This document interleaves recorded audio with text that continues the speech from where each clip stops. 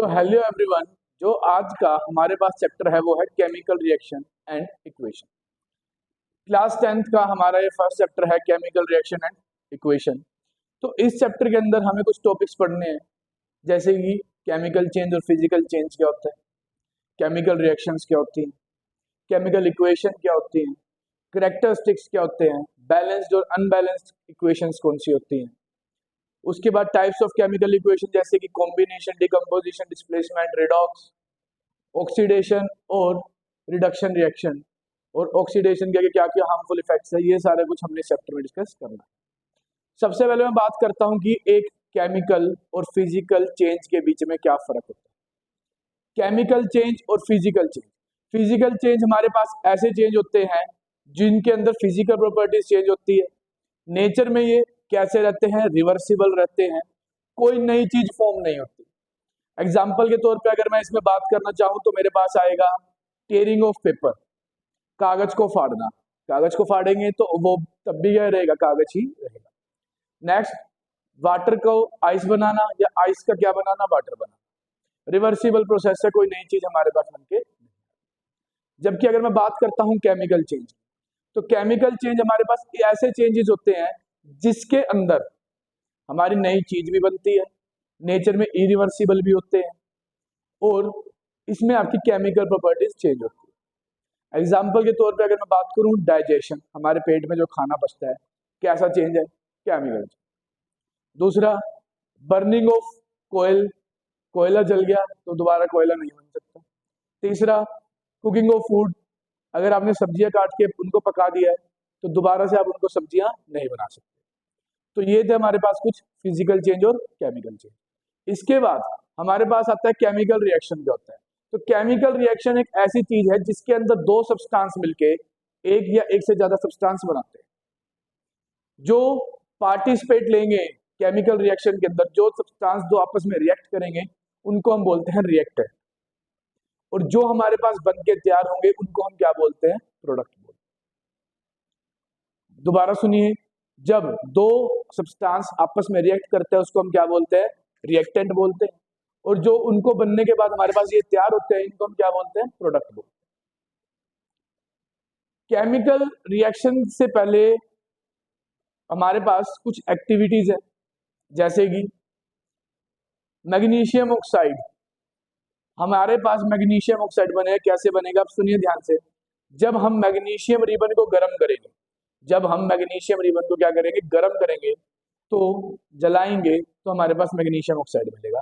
इसके लिए हमें कुछ अपरेटस चाहिए, जैसे कि मैग्नीशियम रिबन चाहिए, सैंड पेपर चाहिए, स्पिरिट लैंप चाहिए, बर्नर चाहिए। हमने क्या करा, सबसे पहले जो ये मैग्नीशियम रिबन है इसको सैंड पेपर के साथ हमने साफ किया। रीजन क्यों किया, क्योंकि ये हमारे पास एटमॉस्फेयर के अंदर मौजूद है, और एटमॉस्फेयर में मौजूद होने की वजह से इसके ऊपर एक ऑक्साइड की लेयर बन चुकी है। उसको हटाने के लिए हमने इसको रब किया है, किससे, सैंड पेपर से रब किया है। तो हमारे पास अब बिल्कुल मैग्नीशियम प्योर आ चुका है। अब हम इसको स्पिरिट लैंप पे गर्म करेंगे तो हम क्या देखेंगे, पाउडर फॉर्म में नीचे कन्वर्ट हो जाएगा। ये पाउडर फॉर्म में क्या होती है, ये पाउडर फॉर्म में हमारी मैग्नीशियम ऑक्साइड होती है। तो अगर मैं बात करूं इसकी केमिकल रिएक्शन की, तो ये बन गया Mg+O2 2MgO। तो Mg क्या कि हम 2 लगा देंगे, वो बाद की बात है कि हम बैलेंसिंग किस तरीके से करते हैं। इसके बाद हमारे पास आते हैं characteristics. Characteristics of chemical reaction. सबसे पहले अगर मैं बात करता हूं तो सबसे पहले मेरे पास बात आएगी चेंज ऑफ स्टेट। अगर दो चीजें आपस में मिलकर स्टेट चेंज कर रही है तो हम बोल सकते हैं कि वो क्या है, केमिकल रिएक्शन है। जैसे कि हाइड्रोजन गैस और ऑक्सीजन गैस। जब हम हाइड्रोजन गैस के साथ ऑक्सीजन गैस को रिएक्ट करवाते हैं तो हमारे पास वाटर बनता है। अब देखिए, दो गैसेस बनके लिक्विड में बदल गई हैं, वाटर बन चुका है वहां पे, तो वहां पे केमिकल रिएक्शन हमारा हो चुका है। सेकंड की अगर मैं बात करता हूं तो change in temperature. Calcium oxide के अंदर जब हम वाटर को ऐड करते हैं तो बहुत ज्यादा गर्म हो जाता है। कैल्शियम ऑक्साइड के अंदर जब हम वाटर को ऐड करते हैं तो वो बहुत ज्यादा गर्म हो जाता है, ठीक है, जिसकी वजह से टेम्परेचर हमारा राइज हो गया। तो अगर टेम्परेचर अप हो रहा है या डाउन हो रहा है तो इसका मतलब आपका केमिकल रिएक्शन हो रहा है। नेक्स्ट अगर मैं बात करता हूं चेंज इन कलर की, तो चेंज इन कलर में हम बेसिकली हमारे पास काफी सारे एग्जांपल्स आते हैं, ठीक है। फॉर एग्जांपल अगर मैं बात करता हूं कि अगर हम किसी भी चीज, जैसे कि हमारे पास जिंक है, हम जिंक को कॉपर सल्फेट में ऐड करते हैं तो उसका कलर हमारा चेंज हो जाता है, ब्लू कलर से ग्रीन कलर में वो चेंज हो जाता है। इस तरीके से अगर हम पोटेशियम पर मैग्नेट के अंदर जिस तरीके से हमारे पास इक्वेशन दे रखी है ऐड करते हैं तो वो अपने पर्पल कलर से क्या हो जाता है, कलरलेस हो जाता है। नेक्स्ट हमारे पास आता है evolution of gas. Evolution of gas के अंदर अगर हम जिंक को डिल्यूट सल्फ्यूरिक एसिड H2SO4 से रिएक्ट करवाएंगे तो हमारे पास ZnSO4 बनेगा और साथ में बनेगा H2। तो यहाँ पे हमारे पास हाइड्रोजन गैस बन रही है। तो जब भी हमारे पास गैस बनती है तो हम समझ लेना चाहिए कि हमारे पास केमिकल रिएक्शन हो गई। उसके बाद नेक्स्ट हमारे पास आता है फॉर्मेशन ऑफ प्रेसिपिटेट। प्रेसिपिटेट क्या है, एक इनसोल्यूबल साल्ट होता है, basically it is a insoluble salt जो घुलता नहीं है, पानी के ऊपर ये तैरता रहेगा, पानी के ऊपर ये तैरता रहेगा, घुलेगा नहीं। ठीक है, इसके भी हमारे पास काफी सारे एग्जांपल आते हैं, जैसे कि हमारे पास है सोडियम सल्फेट को जब हम रिएक्ट करवाते हैं किसके साथ, बैरियम क्लोराइड के साथ, तो बैरियम क्या करता है, सल्फेट के साथ कंबाइन होकर बनाएगा बैरियम सल्फेट, और जो हमारे पास अन्य वाला पोर्शन है वो अकेला रह जाएगा। तो जो बैरियम सल्फेट है बेसिकली ये क्या करेगा, हमारे पास एक परत बना लेगा ऊपर और ये पानी के ऊपर तैरना शुरू कर देगा। तो ये हमारे पास पॉइंट्स है जिन्हें हमें ये पता लगता है कि हमारे पास केमिकल रिएक्शन हो रही है या नहीं हो रही है। इसके बाद हम आगे चलते हैं, हम पहुंचते हैं किस पे, केमिकल इक्वेशन पे। केमिकल इक्वेशन बेसिकली क्या चीज है, जब हम सिंबॉलिक रिप्रेजेंटेशन कर रहे हैं, when we do symbolic representation of the chemical reaction then it is a chemical equation. Example के तौर पे अगर हम बात करते हैं कि फॉर एग्जांपल, अभी हम पिछले वाला एग्जांपल उठा लेते हैं कि जैसे कि हमारे पास जिंक है और जिंक के अंदर हमने ऐड किया है सल्फ्यूरिक एसिड, तो इसने क्या बनाया है, इसने बनाया है जिंक सल्फेट प्लस साथ में क्या बनाया है, हाइड्रोजन गैस। ये तो है केमिकल रिएक्शन। अगर हम इसको सिंबॉलिक फॉर्म में रिप्रेजेंट करें जैसे कि Zn प्लस H2SO4 एरो का साइन, ये क्या बनाएगा, जिंक सल्फेट यानी कि ZnSO4 और हाइड्रोजन गैस हमारा अलग से रहेगा जिसको हम क्या बोलते हैं, H2। तो इस तरीके से बेटा हमारे पास जो है केमिकल इक्वेशन है जब हम केमिकल रिएक्शन को सिंबॉलिक फॉर्म में रिप्रेजेंटेशन करते हैं। अब केमिकल इक्वेशन हमारे पास दो तरह की होती है, कौन कौन सी, बैलेंस्ड और अनबैलेंस्ड। बैलेंस्ड इक्वेशन कौन सी होती है, जब number of atom in both the side reactant and in the product are same. For example इसी की बात कर लेते हैं, जैसे Zn यहाँ पे हमारे पास एक है तो यहाँ पे भी Zn हमारे पास कितना है, एक है। यहाँ पे हाइड्रोजन हमारे पास दो है, यहाँ पे कितने हैं, दो है। यहाँ S एक है, यहाँ पे भी S क्या है, एक है। यहाँ ऑक्सीजन 4 है और यहाँ पे भी ऑक्सीजन क्या है, हमारे 4 है। Then it is a balanced chemical equation. अगर हम बात करते हैं अनबैलेंस्ड की, तो अनबैलेंस्ड हमारे पास किस तरीके से होगी, फॉर एग्जांपल मैं लिखता हूं Mg प्लस O2 एरो डाल के Mg, Mg यहाँ पे भी एक है, यहाँ पे भी एक है, लेकिन ऑक्सीजन हमारे पास यहाँ दो है, यहाँ पे ऑक्सीजन क्या है, एक है। Then it is a unbalanced chemical equation.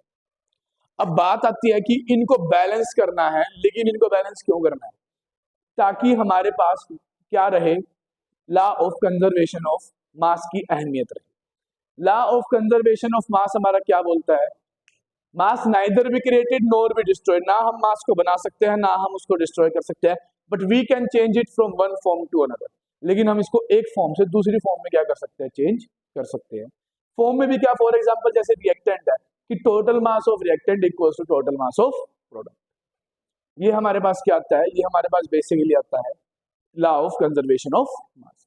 अब केमिकल इक्वेशन को बैलेंस कैसे करते हैं, ये हम कुछ एनसीईआरटी के एग्जांपल्स उठाएंगे, ठीक है, और उसी के बेस पे मैं आपको 3 एग्जांपल्स के थ्रू बताऊंगा कि आपने केमिकल इक्वेशन को बैलेंस करना किस तरीके से।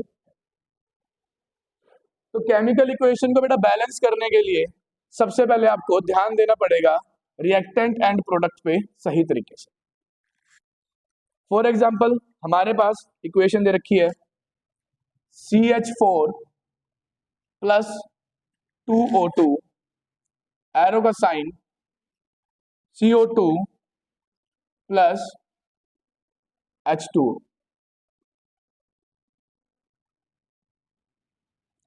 ये हमारे पास जो है इक्वेशन दे रखी है। अब हमने इसको बैलेंस करना है। अब हम इसको बैलेंस किस तरीके से करेंगे उसका ध्यान दें एक बार। सबसे पहले आपने यहाँ लिखना है कि आपके पास यहाँ कार्बन कितने हैं। कार्बन हमारे पास 1 है। हाइड्रोजन कितने हैं? 4 है। ऑक्सीजन कितने हैं? 2। इसी तरीके कार्बन कितना है? 1। हाइड्रोजन कितने हैं? 2। ऑक्सीजन कितने हैं? 3। तो यहाँ पे हमें एक ऑक्सीजन बनाना पड़ेगा। तो यहाँ 1 तो लगाएंगे तो उतना का यहाँ पे हमें 2 लगाना पड़ेगा। तो बेसिकली 2 2 से यहाँ हमारे पास कितना बन चुका है? 4 बन चुका है। अब ऑक्सीजन हमारे पास वहाँ कम हो गया, हाइड्रोजन भी कम हो गया। तो मैं अब यहाँ क्या करता हूँ, यहाँ पे मैं 2 लगा देता हूँ। तो यहाँ 2 लगाने के बाद 2 2 से हमारे पास H कितने हो चुके हैं? यहाँ पे 4 हो चुके हैं। और अगर मैं ऑक्सीजन की बात करूँ, 2 ऑक्सीजन ये हो गए और 2 ये हो गए, 2 और 2 कितने बन गए? 4। तो मेरी जो केमिकल इक्वेशन है वो बैलेंस हो चुकी है। हिट एंड ट्रायल मेथड जो है हम इसको बोलते हैं। नेक्स्ट एग्जांपल देखेंगे। जैसे हमारे पास एग्जांपल है, वाटर का एग्जांपल ले लेते हैं हम। H2 प्लस O2, एरो का साइन H2।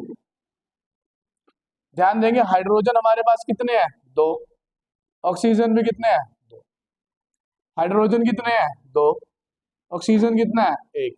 तो हम इसके आगे 2 लगा देंगे तो ऑक्सीजन तो हमारे पास 2 बन गए, लेकिन हाइड्रोजन बिगड़ गया, हाइड्रोजन आगे 4। तो इस H के आगे भी हम 2 लगा देंगे तो हाइड्रोजन यहाँ भी हमारे पास कितने बनेंगे? 4। एक बात का ध्यान रखिए, हमेशा आगे ही लगता है, नीचे नहीं लगता है। नीचे लगा हुआ क्वेश्चन गलत है, और अगर आगे लग गया है तो ये 2 इसके साथ भी है और ये 2 हमारा इसके साथ भी है। This is known as basically balancing the chemical equation. आपके पेपर में ये देखने को मिल जाएगी, ठीक है, पेपर में जरूर आती है। एक और एग्जांपल लेंगे, एक ब्रैकेट वाला केस मैं आपको करवा देता हूँ, क्योंकि ज्यादातर बच्चे जो है इस ब्रैकेट वाले केस में जो है पजल होते हैं।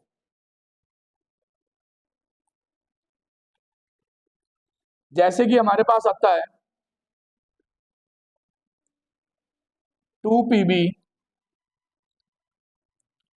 NO3 का ट्वाइस, एरो का साइन PbO प्लस NO2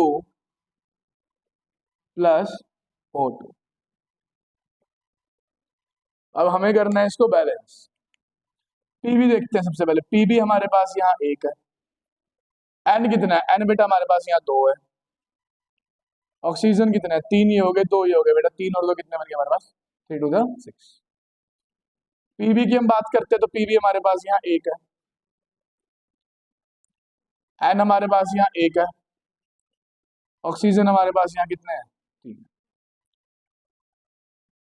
तो अब हमें इसको चेंज करना पड़ेगा। अब चेंज किस तरीके से करेंगे वो देखो। सबसे पहले N को उठा लो। N यहाँ 2 है तो N यहाँ पे भी हमारे कितने होने चाहिए? 2 होने चाहिए। तो यहाँ पे मैं क्या लिख देता हूँ? N बन गया 2। लेकिन ऑक्सीजन देखिए 4 5 6 और 1 7। ऑक्सीजन यहाँ हमारे पास एक फालतू हो चुका है। चलो भाई, फालतू हो चुका है तो हम इसके आगे भी क्या लगा लेते हैं? 2 लगा लेते हैं। तो Pb अब हमारे पास कितने बन चुके हैं? 2 बन चुके हैं। N की बात करें 2 पहले थे, अब 2 और हो गए हैं, तो ये कितना बन चुका है? 4 बन चुके हैं भाई। ऑक्सीजन की बात करते हैं तो भाई ऑक्सीजन 3 2 6 और 6 2 यहाँ पे अब हमारे पास कितने बन चुके हैं? 12 ऑक्सीजन हमारे पास बन चुके हैं। अब Pb यहाँ 2 है, यहाँ पे 1 है, तो यहाँ पे हम क्या लगा देते हैं? 2 लगा देते हैं। तो Pb अब हमारे पास यहाँ कितने बनेंगे? 2 बनेंगे। ऑक्सीजन काउंट करें कितने हैं? 2 ये हो गए, 2 ये हो गए 4 और 4 4 8। ऑक्सीजन हमारे पास बन चुके हैं यहाँ 8 भी फिलहाल, और नाइट्रोजन हमारे पास वैसे का वैसे। तो अब हम नाइट्रोजन यहाँ 4 है, यहाँ 2 है, तो इसको चेंज करेंगे और इसको हम यहाँ क्या बना देंगे? 4 बना देंगे, जिसकी वजह से नाइट्रोजन मेरे पास कितना आ जाएगा? 4 आ जाएगा। ऑक्सीजन का एंड करेंगे 4 2 8 8 और 2 10 10 और 2 12। तो ऑक्सीजन हमारे पास कितने बन गए? 12 बन गए। तो ये हमारी जो केमिकल इक्वेशन है ये हमारी बैलेंस हो चुकी है। तो इस तरीके से जो है हम लोग केमिकल इक्वेशन को क्या करते हैं? बैलेंस करते हैं। इसके बाद हमारे पास कुछ नेक्स्ट टॉपिक आता है, कुछ रिप्रेजेंटेशन है। बेसिकली अगर हमारे पास एरो ऊपर की तरफ है इसका मतलब गैस फॉर्म हो रही है, एरो नीचे की तरफ है तो प्रेसिपिटेट बन रहा है। एस लिखा है तो सॉलिड है, जी लिखा है तो गैस है, ए क्या लिखा है तो एक्वस मीडियम। ये हमारे पास कुछ चीजें होती है। एक हमारे पास आता है कैटलिस्ट। कैटलिस्ट बेसिकली क्या होते हैं, ये ऐसे चीज होते हैं जो रेट ऑफ रिएक्शन को चेंज कर देते हैं। या तो ये रिएक्शन के रेट को फास्ट कर देंगे या ये रिएक्शन के रेट को क्या कर देंगे, स्लो कर देंगे। तो इनको हम बोलते हैं कैटलिस्ट। उसके बाद हमारे पास नेक्स्ट आता है कि टेम्परेचर के हिसाब से, एनर्जी आने और बाहर निकलने के हिसाब से हमारे केमिकल रिएक्शन कितनी तरह की है। तो वो हमारे पास दो तरह की है, exothermic reaction and endothermic reaction. सबसे पहले मैं बात करता हूँ एक्सोथर्मिक। सो एक्सोथर्मिक रिएक्शन बेटा हमारे पास कौन सी रिएक्शन होती है जिसमें हमारे पास एनर्जी क्या हो रही है, बेसिकली रिलीज हो रही है।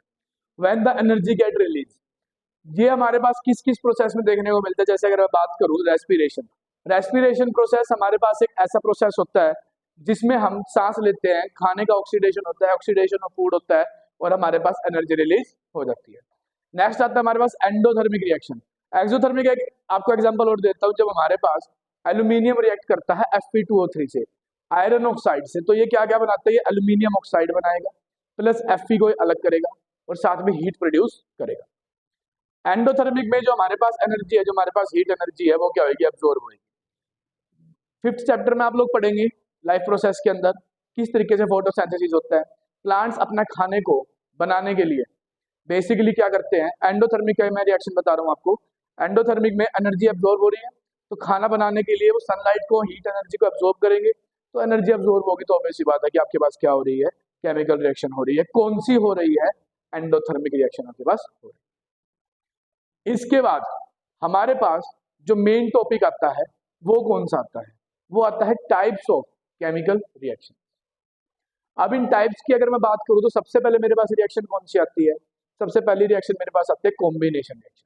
Combination reaction is basically reaction जिसके अंदर बेसिकली हम क्या है, हमारे पास दो रिएक्टेंट है और दो रिएक्टेंट कंबाइन हो गया हमारे पास एक बना, उसको हम बेसिकली क्या बोलते हैं, combination reaction. For example calcium hydroxide CaOH का ट्वाइस, या पहले हम CaO की बात करते हैं। अगर हम CaO को ऐड करते हैं वाटर के अंदर, CaO प्लस वाटर, ये हमारा बनाएगा कैल्शियम हाइड्रोक्साइड, CaOH का ट्वाइस। देखिए किस तरीके से CaO प्लस H2O, ये क्या बनाएगा, CaOH का ट्वाइस। उसके बाद अगर फर्दर हमारे पास रिएक्शन आती है, इससे हमारा जो टेम्परेचर भी है वो रेज होता है कैल्शियम हाइड्रोक्साइड से। अब हम बात करते हैं कि अगर हम इस कैल्शियम हाइड्रोक्साइड को, CaOH के ट्वाइस को दोबारा इसके अंदर ऐड करते हैं कार्बन डाइऑक्साइड, क्या ऐड करते हैं इसके अंदर हम, कार्बन डाइऑक्साइड। अब ये क्या बनाएगा, अब ये बनाएगा आपका CaCO3 कैल्शियम कार्बोनेट, क्या बनाएगा CaCO, और यहां से क्या आ गया हमारे पास 3, और प्लस इसके साथ हमारा क्या बनाएगा बेटा, ध्यान दीजिए, ये हमारा बनाएगा H2O, साथ में बनाएगा ये वाटर, Ca आ गया, CO आ गया, ऑक्सीजन का एक यहां से आ गया, हमारे पास बच के आ गया H2O बच गया। तो इस तरीके से हमारे पास थी कॉम्बिनेशन रिएक्शन। ठीक है, अब हम बात करते हैं नेक्स्ट रिएक्शन जिसका नाम क्या है, डीकंपोजिशन रिएक्शन। डीकंपोजिशन रिएक्शन कौन सी रिएक्शन होती है, डीकंपोजिशन रिएक्शन हमारी ऐसी रिएक्शन होती है जिसके अंदर हमारे पास एक रिएक्टेंट होएगा और वो टूट के दो बने, एक रिएक्टेंट होएगा और वो टूट के कितने बनेगा, दो हिस्सों में डिवाइड होएगा, उसको हम क्या बोलेंगे, डीकंपोजिशन रिएक्शन। डीकंपोजिशन रिएक्शन हमारे पास आता है बेटा तीन तरह का, photo decomposition reaction, photo decomposition reaction, electro decomposition reaction और थर्मल डीकंपोजिशन। अगर मैं बात करता हूं सबसे पहले थर्मल डीकंपोजिशन रिएक्शन की, कि जब हीट की वजह से, जब गर्मी की वजह से कोई भी एक चीज कितने हिस्से में टूटती है, दो या दो से ज्यादा हिस्से में टूटती है, तो उसको हम क्या बोलते हैं, थर्मल डीकंपोजिशन रिएक्शन बोलते हैं। इसके लिए हमें एक एक्टिविटी भी यहाँ पे बता, फेरस सल्फेट। जब हम फेरस सल्फेट का रिएक्शन करवाएंगे, किसके साथ करवाएंगे, हीट उसको प्रोवाइड करेंगे, तो इस एक्टिविटी के थ्रू हम देख रहे हैं कि वो तीन हिस्सों में हमारे पास डिवाइड हो जाता है। SO2 में वो हमारा टूट जाता है, SO3 में हमारा वो टूट जाता है, प्लस हमारे पास क्या बनता है, Fe2O3। इस तरीके से हमारे पास फेरस सल्फेट जो है वो टूट जाता है। नेक्स्ट रिएक्शन आती है हमारे पास किसके according base, electro decomposition, electricity की वजह से। इसमें बेसिकली क्या है, हमारे पास एक बीकर है, बीकर में हमने नीचे दो होल करे, दो होल करने में हमने वहां पे इलेक्ट्रोड डाले, एक पे एनोड डाला एक पे कैथोड डाला, उसके अंदर हमने वाटर भरा है, थोड़ा सा कंडक्शन के लिए हमने उसके अंदर H2SO4 डाल दिया, रबर स्टॉपर हमने उसके नीचे लगा दिया है, और उसमें से तारे निकाल के हमने उसको एक 6 वोल्ट की बैटरी के साथ जोड़ दिया और करंट पास करेंगे। जब हम उसके ऊपर एक टेस्ट ट्यूब उल्टी इन्वर्टेड फॉर्म में रख देंगे, थोड़ी देर बाद हम क्या करेंगे, देखेंगे हम दोनों के ऊपर जो है गैस बननी शुरू हो जाएगी। गैस कौन सी है उसको देखने के लिए हम एक मोमबत्ती जलाकर उनके पास लेकर आएंगे। अगर मोमबत्ती वहां पर जाकर और ज्यादा आग पकड़ने लग जाती है तो वो बेसिकली है कौन सी gas, oxygen gas.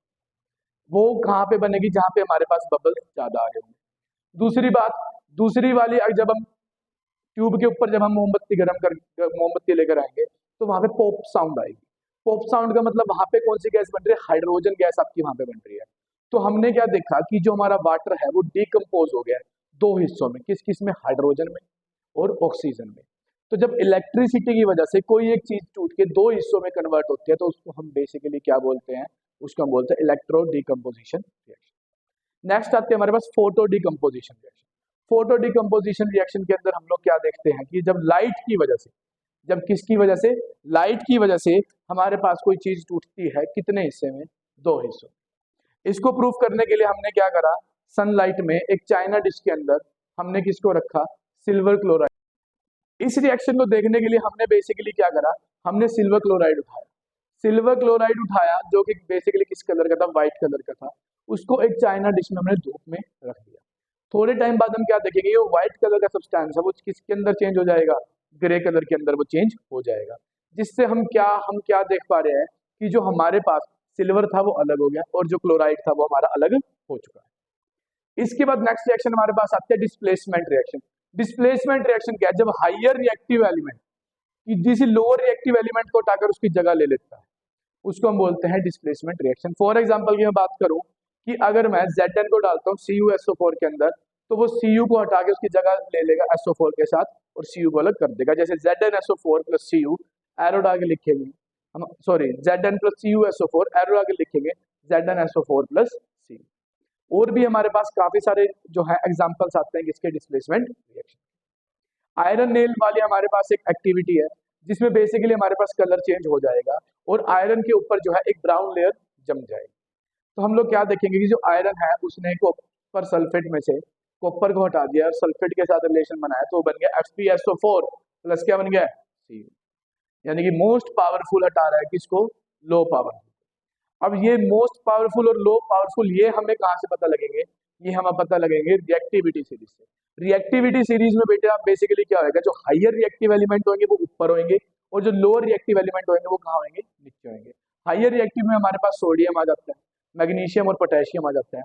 Lower reactive में हमारे पास सिल्वर आ जाता है, गोल्ड आ जाता है, प्लेटिनम आ जाता है। नेक्स्ट रिएक्शन हमारे पास जो आती है वो कौन सी आती है, डबल डिस्प्लेसमेंट रिएक्शन। इस रिएक्शन में बेसिकली हम क्या देख रहे हैं, डबल डिस्प्लेसमेंट में कि हमारे पास आयंस एक्सचेंज हो रहे हैं। हमारे पास क्या एक्सचेंज हो रहे हैं, आयंस एक्सचेंज हो रहे हैं। ठीक है, आयंस दो तरह के होते हैं, एनायंस और कैटायंस, एक पॉजिटिव और एक नेगेटिव। एनायन आपके पॉजिटिव होते हैं, कैटायन आपके नेगेटिव होते हैं। अब इसके अंदर बेसिकली हमने क्या देखा कि आयन एक्सचेंज हो गए। दूसरी बात यहाँ प्रेसिपिटेट फॉर्म हो गया, इसके लिए हम इसको प्रेसिपिटेशन रिएक्शन भी बोलते हैं। प्रेसिपिटेट आपको मैं पहले बता चुका हूँ, एक इनसोल्यूबल साल्ट है जो कि हमारा घुलता नहीं। इसके हमारे पास मैंने आपको एग्जांपल पहले भी बताया था, जैसे कि हमारे पास है ये सोडियम सल्फेट और साथ में है बेरियम क्लोराइड। सोडियम सल्फेट, ध्यान देंगे बेटा, सोडियम सल्फेट यानी कि Na2SO4, इसके साथ हम रिएक्ट किसको करवा रहे हैं, बेरियम क्लोराइड BaCl2। ये क्या बनाएगा, बेसिकली ये बनाएगा BaSO4 और साथ में क्या बनाएगा, NaCl। क्या बनाएगा, NaCl ये आपका बनाएगा। यहाँ पे हम आगे 2 लगा देंगे तो NaCl तो नमक घुल जाता है। BaSO4 हमारे पास क्या है कि इनसोल्यूबल साल्ट है जो कि हमारा घुलेगा नहीं। डबल डिस्प्लेसमेंट रिएक्शन के बाद हमारे पास जो नेक्स्ट रिएक्शन आती है वो हमारे पास दो हिस्से में है, मैं आपको स्टेप बाय स्टेप बताऊंगा। सबसे पहले हमारे पास ऑक्सीडेशन रिएक्शन। ऑक्सीडेशन रिएक्शन का मतलब है ऑक्सीजन का आना, हाइड्रोजन का जाना। दोबारा सुनिए, ऑक्सीजन का आना और हाइड्रोजन का जाना, उसको हम क्या बोलेंगे, ऑक्सीडेशन रिएक्शन बोलेंगे। दूसरी तरफ अगर मैं बात करता हूँ रिडक्शन रिएक्शन की, तो इसका मतलब क्या है, हाइड्रोजन का आना, ऑक्सीजन का जाना, ऑक्सीजन का बाहर निकलना, इसको हम बोलते हैं रिडक्शन रिएक्शन। और जब ये दोनों रिएक्शन इकट्ठे हो जाए when these two reactions are occurs simultaneously, तो इसको हम क्या बोलते हैं, रिडॉक्स रिएक्शन। इस रिएक्शन को हम कौन सी रिएक्शन बोलेंगे, रिडॉक्स रिएक्शन बोलेंगे। अब रिडॉक्स रिएक्शन के अंदर अगर मैं बात करता हूं तो हम एनसीईआरटी के ही कुछ एग्जांपल्स देख लेते हैं कि किस तरीके से हमारे पास ऑक्सीडेशन और रिडक्शन साथ में होता है। फॉर एग्जांपल मैं बात करता हूं, जैसे हमारे पास है ZnO प्लस सी, एरो डाल के बन गया हमारे पास Zn प्लस सी। अब बेटा इसमें ध्यान देंगे, ये Zn है, यहाँ पे पहले सी की बात कर रहे थे, तो यहाँ सी कर रहा था, यहाँ सी के साथ क्या है, O है, तो यहाँ पर तो क्या हो रहा है, ऑक्सीडेशन। यहाँ आपका बेसिकली क्या हो रहा है, ऑक्सीडेशन हो रहा है। और अगर मैं यहाँ की बात करता हूँ तो यहाँ बेटा ऑक्सीजन था, लेकिन यहाँ ऑक्सीजन नहीं है, तो यहाँ बेसिकली क्या हो रहा है, यहाँ हो रहा है बेटा हमारे पास रिडक्शन। यहाँ हमारे पास क्या हो रहा है, रिडक्शन रिएक्शन हो रहा है। जो बेटा ऑक्सीजन प्रोवाइड कर रहा है, जो ऑक्सीजन दे रहा है, उसको हम क्या बोलते हैं, ऑक्सीडाइजिंग एजेंट। उसको हम क्या बोलते हैं, ऑक्सीडाइजिंग एजेंट। और जो ऑक्सीजन ले रहा है बेसिकली ये, इसको हम क्या बोलते हैं, रिड्यूसिंग एजेंट। क्या बोलते हैं इसको हम, रिड्यूसिंग एजेंट। जो ऑक्सीजन दे रहा है ना बेटा, जो ऑक्सीजन दे रहा है वो बेसिकली क्या है, खुद रिड्यूस हो रहा है। Oxidising agent are reduce itself, वो खुद को क्या कर रहा है, रिड्यूस कर रहा है। और जो रिड्यूसिंग एजेंट है वो खुद को क्या कर रहा है, ऑक्सीडाइज कर रहा है। इसको मैं आपको एक एग्जांपल के बेस पे और समझाता हूं, तो ध्यान दीजिएगा।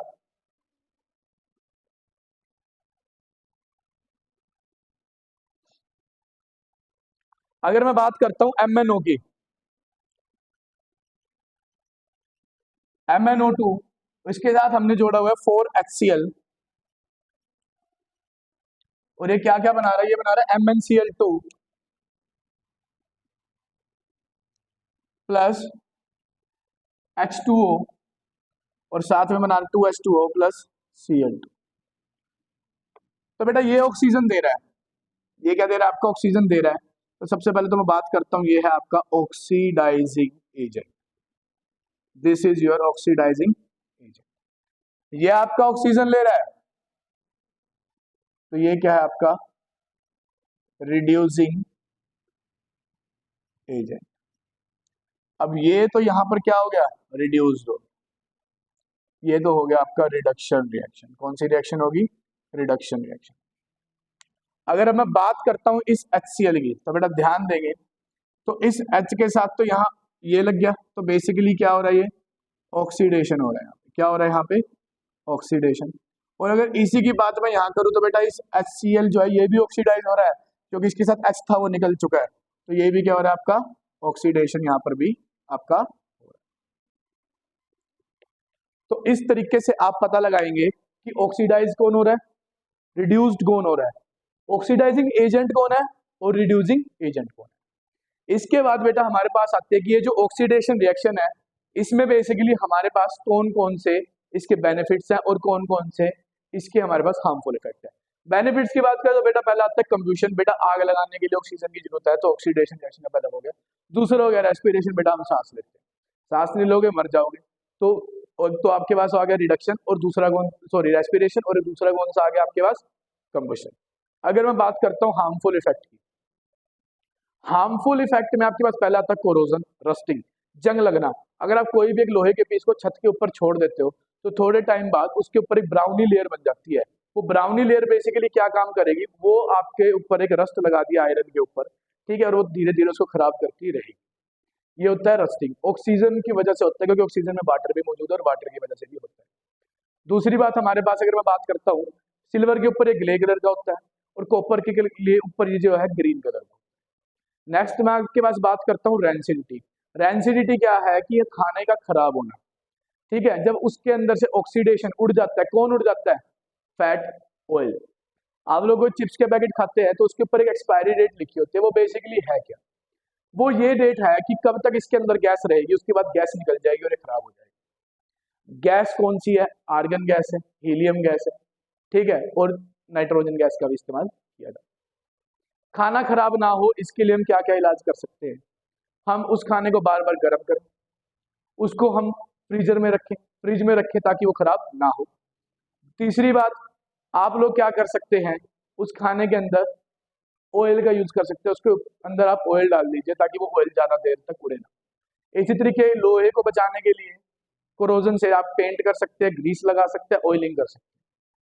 तो इस तरीके से आप बचा सकते हैं। फिलहाल आपके पास ये बेनिफिट्स ऑफ ऑक्सीडेशन कट है, सीबीएसई ने काटा हुआ है, तो आपके पास ये रिड्यूसिंग एजेंट तक इस चैप्टर के अंदर आएगा। तो बेसिकली आपके पास ये कंप्लीट चैप्टर था। किसी को कोई डाउट हो बेटा तो पूछ सकता है। Thank you so much.